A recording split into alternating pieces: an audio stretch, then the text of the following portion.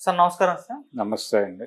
Sir Chandrababu Naidu గారు 500 and 200 నోట్లను ban చేయాలని చెప్పేసి ఒక కొత్త ప్రతిపాదికను తెరపైకి తీసుకురావడం చూస్తున్నాం సార్. ఎందుకు ఈ విధంగా బ్యాన్ చేయాలని ఆయన కోరుకుంటున్నారు? మరి దీన్ని బ్యాన్ చేస్తే కొత్తగా ఆల్టర్నేటివ్ ఏముంటుంది? అసలు ఆయన ఉద్దేశం ఏంటి? మరి దీనిపైన మీ ఒపీనియన్ సార్ ఆయన మాటలు. ఆల్టర్నేటివ్ డిజిటల్ కరెన్సీ అనేది ఒక ప్రోగ్రామ్. అంటే ఎవరు ఏం ఖర్చు పెడుతున్నారు, ఎలా ఖర్చు పెడుతున్నారు అనేది తెలిసిపోతుంది తేలికగా. కాబట్టి నగదు దాచుకోవటం అనేది కుదరదు.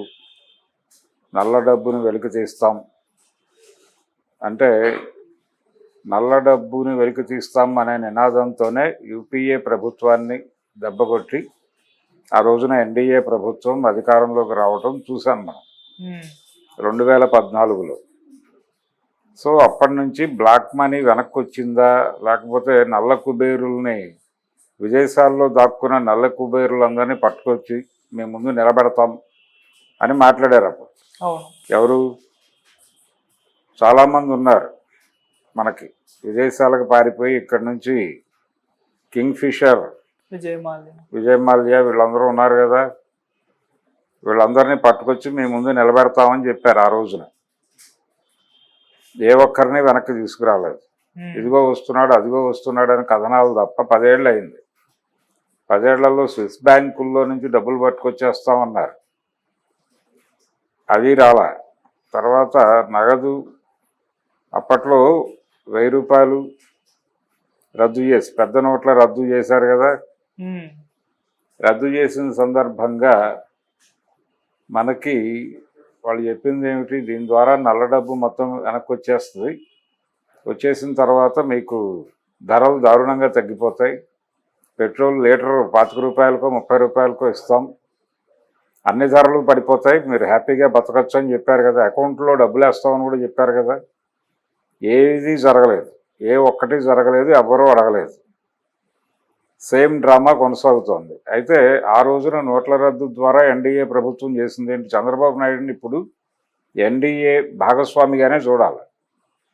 కాబట్టి ఆ రోజున ఎన్డీఏ ప్రభుత్వం నోట్ల రద్దు ద్వారా సాధించింది ఏంటంటే, ఎంత డబ్బు వీళ్ళు టార్గెట్ చేశారో అంత డబ్బు పంప్ అయిపోయింది. ఆ తర్వాత కూడా బోల్డ్ 1000 రూపాయల నోట్లు దొరికినాయి, బోల్డ్ కట్టలు ఎక్కడ పడితే అక్కడ దొరికినాయి. మరి అక్కడేమో అకౌంట్ సరిపోయింది, ఈ డబ్బులు ఎక్కడి నుంచి వచ్చినాయి ఈ 1000 రూపాయల నోట్లు అని ఎవడు అడగల. ఈ డ్రామా అంటే దాని ద్వారా వాళ్ళు ఏం చేశారంటే భారతీయ జనతా పార్టీకి బి కాంప్లెక్స్ ఇచ్చుకున్నారు. అంటే భారతీయ జనతా పార్టీకి నిధుల సేకరణ కార్యక్రమం కంప్లీట్ అయింది. ఆ మిషన్ ద్వారా కాంగ్రెస్ పార్టీని టార్గెట్ చేసి దెబ్బ కొట్టగలిగారు. అంటే ఎన్నికలలో కాంగ్రెస్ పార్టీయే సర్వ సమర్థురాలు, డబ్బులు ఇన్వెస్ట్ చేసి కొనేయగలదు, అంటే అంతకాలం రూల్ చేసినటువంటి పార్టీ కాబట్టి అది చాలా తేలిగ్గా జరిగిపోతుంది అని చాలామంది అనుకునేవాళ్ళు. దాన్ని క్రాస్ చేసి అంతకు మించిన ఆర్థిక శక్తిగా ఎదిగితే తప్ప మనం పొలిటికల్ పవర్ని మన చేతిలో పెట్టుకోవడం కష్టమనే ఉద్దేశంతోనే ఆ రోజున నోట్ల రద్దు అనేటువంటి కార్యక్రమం నడిచింది. దాంతోపాటు దివాళా దిశగా ఉన్నటువంటి స్టేట్ బ్యాంక్ ఆఫ్ ఇండియా లాంటి వాటిని కూడా కాపాడటం అనేది ప్రోగ్రాం. ఆ ప్రోగ్రాం చేస్తూనే భారతీయ జనతా పార్టీని కూడా ఆర్థికంగా పరిపుష్టం చేసుకున్నారు. ఇది వాస్తవం. ఇప్పుడు నోట్ల రద్దు చేసినా అదే జరుగుతుంది. ఈయన చెప్తున్నట్టు నల్ల డబ్బు వెనక్కి వచ్చేస్తుంది, నల్ల డబ్బు అరికట్టేస్తాం, ఎవరు కూడా బ్లాక్ మనీ ఉండదు, డిజిటల్ కరెన్సీ వస్తే విపరీతమైన ట్రాన్స్పరెన్సీ వచ్చేస్తుంది అని చెప్తున్న మాటలన్నీ బూటకం. మన డబ్బులన్నీ కూడా బినామీల దగ్గర ఉంటాయి. మన డబ్బులన్నీ ఎట్లా సర్క్యులేట్ చేయాలో వాళ్ళకి తెలుసు. దానికి సంబంధించినటువంటి పూర్తి స్థాయి జ్ఞానం ఉంది వాళ్ళ దగ్గర. ప్రాపర్టీస్ రూపంలో ఉంటుంది. ప్రాపర్టీస్ ఎటు నుంచి ఎలా ట్రాన్స్ఫర్ చేయాలి, ఎవరెవరి పేరుతో ఎలా నడపాలి అనే దానికి సంబంధించి వాళ్ళకు ఒక స్కీమ్ ఉంది. ఈ స్కీమ్ ప్రకారం బ్లాక్ మనీ ప్రొక్యూర్ అవుతూనే ఉంటుంది. దాన్ని ఎవరు అరికట్టే పరిస్థితి లేదు. ఈ డిజిటల్ కరెన్సీ వలన జరిగేది ఏంటంటే, డిజిటల్ కరెన్సీ అనే పేరుతో వీళ్ళు చేసేది ఏంటంటే చిన్న నోట్ల రూపంలోనే పోగై ఉంటుంది గదుల్లో వాళ్ళ దగ్గర. బ్లాక్ మనీ 500 నోటు తీసేస్తే లేకపోతే 200 నోటు తీసేస్తే బ్లాక్ మనీ పోతుంది అనేది మాయ. ఓకే. రెండోది, దీని వలన ఏం జరుగుతుంది, డిజిటల్ కరెన్సీ ఎక్కువ చలామణిలోకి తీసుకురావడం వలన ఏం జరుగుతుందంటే ఎవరి ట్రాన్సాక్షన్స్ అయినా మీకు ఈజీగా ట్రేస్ అవుతాయి, ఎవడెక్కడ ఖర్చు పెడుతున్నాడు. అంటే ఇప్పుడు మానిటరింగ్ అనేది చాలా పెద్ద వ్యవస్థగా మారింది. ఎవరు ఆర్థిక కార్యకలాపాలు ఏమిటి, ఎవరు ఎక్కడ ఎవరికి డబ్బులు పంపిస్తున్నాడు, ఎక్కడికి ట్రావెల్ అవుతున్నాడు, ఏ యాప్ ద్వారా. ఒక యాప్ ద్వారా మీరు ఇక్కడి నుంచి ఎక్కడికి ట్రావెల్ అవుతున్నారో ట్రేస్ అవుతుంది మీ ఫోన్ ఉంటే. అక్కడి నుంచి మీరు అతనికి డిజిటల్ ట్రాన్సాక్షన్ చేస్తే అతనికి ఎంత ఇచ్చారో తెలిసిపోతుంది. అయిపోయిన తర్వాత అక్కడి నుంచి మీరు ఇంకేదో చోటికి వెళ్తారు, అంటే అక్కడ ఏదో కొంటారు, కొని అక్కడ డిజిటల్ పేమెంట్ చేస్తారు. మీరు అక్కడ ఎంతసేపు ఉన్నారో ట్రేస్ అవుతుంది. అక్కడి నుంచి మీరు ఎవరో ఒకళ్ళ ఇంటికి వెళ్తారు, ఆ ఇంట్లో ఏదో మీరు పని చేసుకుని వాళ్ళకి ఎంతో కొంత డబ్బులు చెల్లింపు చేస్తారు ఫోన్పేని. సో మీరు ఎవరికి డబ్బులు వేశారు, ఆ ఇల్లు ఎక్కడ, అడ్రస్ ఎక్కడ తెలిసిపోతుంది. వాళ్ళ బ్యాంక్ అకౌంట్ డీటెయిల్స్ రికార్డ్ అయి ఉంటాయి కాబట్టి. సో ఒక మనిషి రోజు పొద్దున్నే బయలుదేరితే ఎక్కడెక్కడ తిరిగాడు, ఎవరెవరితో ఆర్థిక కార్యకలాపాలు జరిపాడు, ఎవరెవరికి ఎంతెంత ఇచ్చాడు, ఇది మొత్తం కూడా ట్రాన్స్పరెంట్గా తెలుస్తుంది. దీన్ని బట్టి ఎవడెవరికి ఏ రిలేషన్స్ ఉన్నాయి, అక్కడ డబ్బులు ఇవ్వడానికి కారణం ఏమిటి, అక్కడ ఎవరికి ఇస్తున్నాడు, ఎవరి అకౌంట్లోకి వెళ్తుంది, వాళ్ళకి రిలేషన్స్ ఏమిటి, చెత్తా చెదారం మొత్తం అనలైజ్ చేసేసి ప్రతి వ్యక్తి జీవితానికి సంబంధించిన నలుపు తెలుపు ఒక రిపోర్ట్ వాళ్ళ దగ్గర పెట్టుకొని దాని ఆధారంగా ప్రపంచాన్ని కంట్రోల్ చేయటం అనే కార్యక్రమం ఒకటి నడుస్తోంది, ఒక ఆపరేషన్. ఈ ఆపరేషన్ చేయటానికి వాళ్ళకి పరిపాలనాపరమైనటువంటి సౌలభ్యమే తప్ప వీళ్ళు చెప్తున్నటువంటి అదేదో బ్లాక్ మనీ. మరి గతంలో పెద్ద నోట్లు రద్దు అప్పుడు కూడా ఈయన అక్కడే ఉన్నాడుగా, ఎన్డీఏలోనే ఉన్నాడు చంద్రబాబు గారు. ఏం జరిగింది, ఏమన్నా వనగూడిందా? ఆ రోజున రకరకాల ప్రచారాలు చేశారు కదా, పెట్రోల్ రేట్లు తగ్గిపోతాయన్నారు, పెరిగినాయి తప్ప తగ్గలేదు. అంతర్జాతీయ మార్కెట్లో పెట్రోల్ ధరలు తగ్గినప్పుడు కూడా ఇక్కడ తగ్గల. అంతర్జాతీయ మార్కెట్లో క్రూడ్ ఆయిల్ రేట్లు దారుణంగా పడిపోయిన సందర్భంలో ప్రపంచం అంతా పెట్రోల్ ధరలు తగ్గినాయి కానీ భారతదేశంలో పెరిగినాయి. ఆ రోజున ధరలు పడిపోతే ఎకానమీ పడిపోతుంది అనేటువంటి, అంటే ప్రజలకి సంపాదించాలనే యావ చచ్చిపోతుంది అనే ఉద్దేశంతో ధరలు పెంచుతున్నారని జోకులు కూడా వేశారు, కార్టూన్లు సర్క్యులేట్ అయినాయి. ఇటువంటి పరిస్థితుల్లో ఇప్పుడేదో వీళ్ళు ఈ నోట్ల రద్దు ఇవన్నీ ప్రజల కోసం చేస్తున్నట్టుగా ఏదో కంటి తుడుపు చర్యలే తప్ప పరిపాలనా సౌలభ్యం కోసం చేస్తున్నారు. దీనిలో ఇంకొక వ్యూహం ఉంటుంది. ఆ వ్యూహం ఏంటంటే ప్రత్యర్థి పార్టీలని, ఇప్పుడు వీళ్ళు అధికారంలో ఉన్నారు, కొంతవరకు వీళ్ళు ఏది ఎలా మేనేజ్ చేయాలో అది చేసేసుకుంటారు. చేసేసుకుని ఆన్ ఆఫ్ ఏ సడన్ ఒక బాంబు పేలుస్తారు, అవతల వాడు బ్లాస్ట్ అయిపోతాడు. ఇది టార్గెట్. అది కూడా స్పష్టంగా చెప్తున్నాడు ఆయన. రాజకీయ పార్టీలు విపరీతంగా సంపాదించేశాయి అంటే ఆయన ఉద్దేశం జగన్మోహన్ రెడ్డి పార్టీ రకరకాల కార్యకలాపాలు జరిపి విపరీతంగా డబ్బులు ప్రొక్యూర్ చేసింది. ఆ ప్రొక్యూర్ చేసినటువంటి డబ్బులన్నీ పెద్ద నోట్ల రూపంలోనే ఉంటాయి కాబట్టి దీన్ని గనక చేసేస్తే వాళ్ళు ఫైనాన్షియల్గా దెబ్బతినిపోతారు అనేది నా విజన్ అనే మాట కూడా ఆయన నర్మగర్భంగా చెప్పుకున్నాడు. ఆ రోజున భారతీయ జనతా పార్టీ ఎలాగైతే కాంగ్రెస్ ఆర్థిక మూలాలను దెబ్బకొట్టాలనుకుని డిజైన్ చేసిందో ఆ డిజైన్ అనుకరించే ప్రయత్నం చేస్తే జగన్మోహన్ రెడ్డి దెబ్బతిన్నాడు.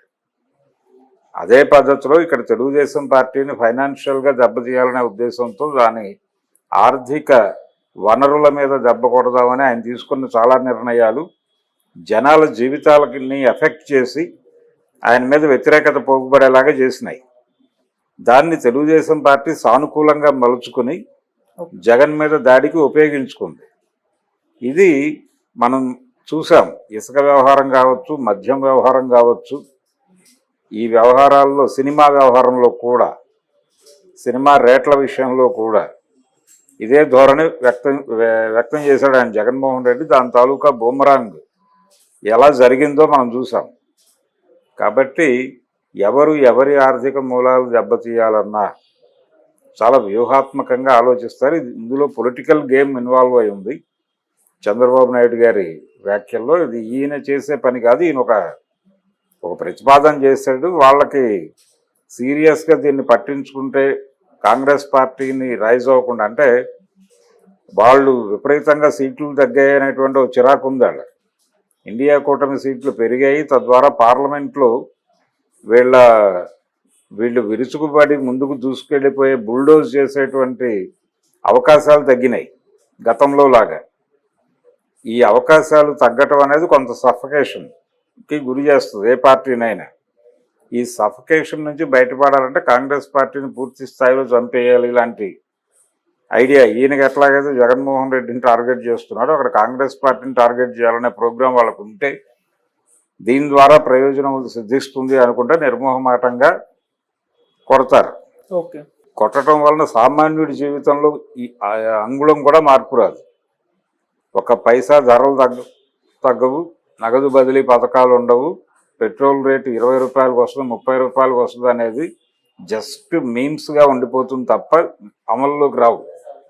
రకరకాల కళలు, ఎన్ని కళలు నింపారు ఆ రోజున, నోట్ల రద్దు రోజున ఎంత సఫర్ చేశారు జనాల్ని.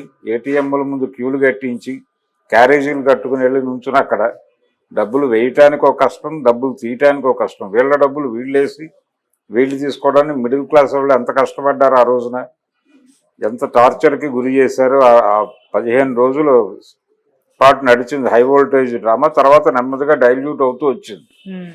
కానీ వాళ్ళు చేయాల్సిన పని జరిగిపోయింది.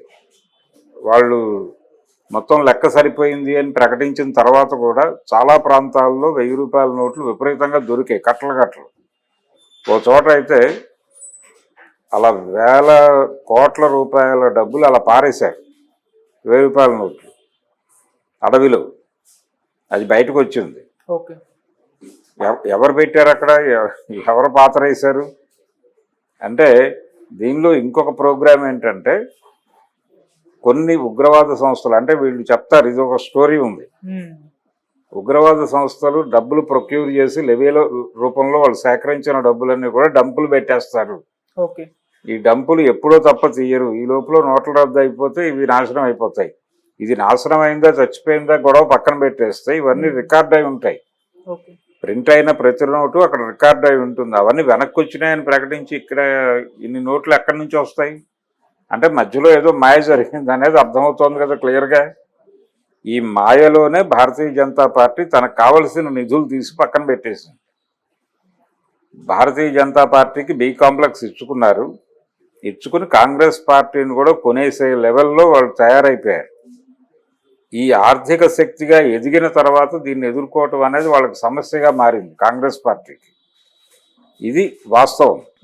ఇప్పుడు చంద్రబాబు కూడా పొలిటికల్ ప్రోగ్రాంలో భాగంగా అంటే రకరకాలుగా జగన్మోహన్ రెడ్డిని వేధించే ప్రయత్నాలు జరుగుతున్నాయి.